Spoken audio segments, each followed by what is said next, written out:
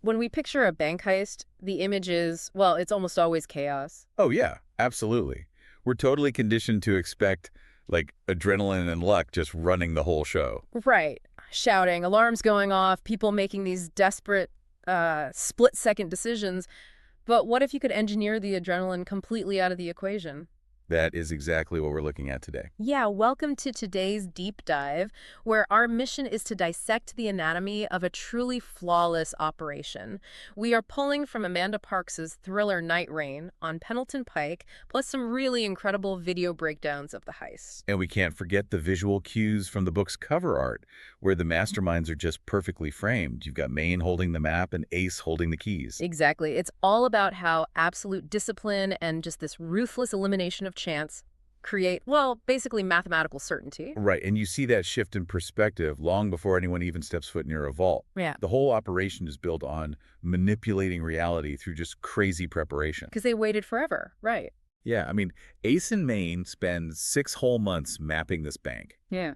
And all that just to exploit a tiny 3-minute window when the security grid resets at 2:15 a.m. 6 months for a 3-minute window. I mean, it really reminds me of an Olympic athlete.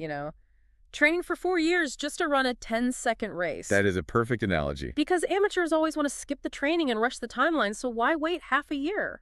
Well, Ace actually addresses that directly in the text. He says time is a construct for people who lack discipline. They aren't just sitting around waiting. Right, they're working. Exactly. They are mapping every single human and digital habit to systematically remove variables. They basically wait until reality perfectly aligns with their blueprint. Wow. And then the clock hits 2:05 a.m., and that long wait turns into a physical gauntlet of micro deadlines. Yeah, the timeline is insane. It is. Like, the guard takes his scheduled 8-minute smoke break, and that triggers a 10-second window to hack the side door, followed by a 60-second dead sprint across these dark marble floors rigged with pressure plates. Right. But wait, if there are pressure plates, how do they sprint across without tripping the alarm? Well, it's because those plates are calibrated to detect continuous heavy weight, like someone standing still or just walking slowly. Oh, I see. Yeah, so a dead sprint at a precise speed keeps their footfall impact under the sensor's temporal threshold. They aren't breaking the physics of the floor, they're just slipping through its blind spots. That is wild. They aren't breaking the system at all. They are tricking the system into basically holding the door open for them. Yes, and that exact principle defines their vault hack, too. Most amateurs try to force a stop command on an automated vault door. Which is a mistake. A huge mistake. Doing that triggers an immediate hard lock. The system essentially acts like a turtle snapping into its shell, just completely sealing the room. So what do Ace and Maine do? They rely on patience. They actually let the automated machine run its normal perimeter verification. Which is really just the computer checking all its sensors to make sure the coast is clear before it drops the deadbolts. Right. And when it runs that check, there is a tiny 2-second mechanical delay before the bolts physically align. During that 2-second blink, they spoof the authorization code. So they're basically flashing a fake VIP pass while the bouncer is momentarily distracted. You nailed it. They let the machine do the heavy lifting, and then they just hijack the delay. Okay, but once they crack that vault, the seal is broken, the backup power kicks in, giving them exactly 90 seconds before the whole city is alerted. This is where the physical heist turns into, like, a psychological test. Oh, big time. I mean, they are standing inside a freezing room holding millions of dollars. The instinct for anyone is to just grab everything in sight. But they don't. Ace and Maine completely ignore the lower shelves because they know the bank places hidden tracker traps in the most easily accessible stacks. Right, and on top of that, they enforce a strict 40-pound limit per duffel bag. To maintain escape velocity? Because, like, if they pack 50 pounds, they run slower, those pressure plates in the hallway might trigger, and the whole timeline collapses. Exactly.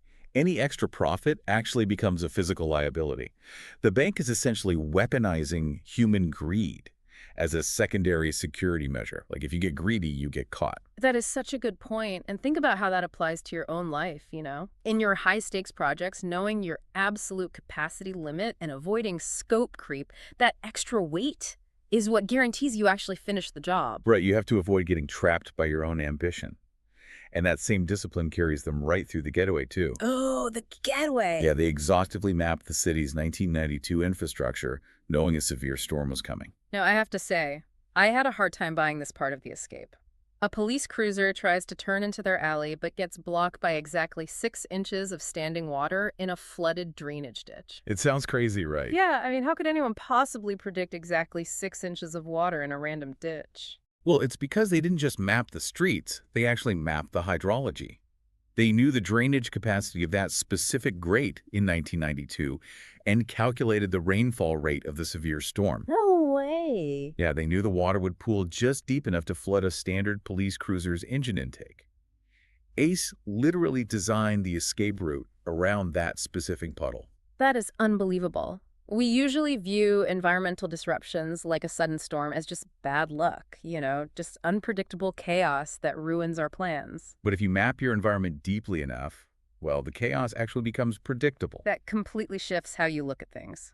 Which leaves us with a question for you to mull over. What unpredictable chaos in your own industry could you actually weaponize into your greatest strategic advantage? It's a great question. It really is. Next time you see a storm brewing, don't ask how to hide from it. Ask how you can use it to build your own flawless operation.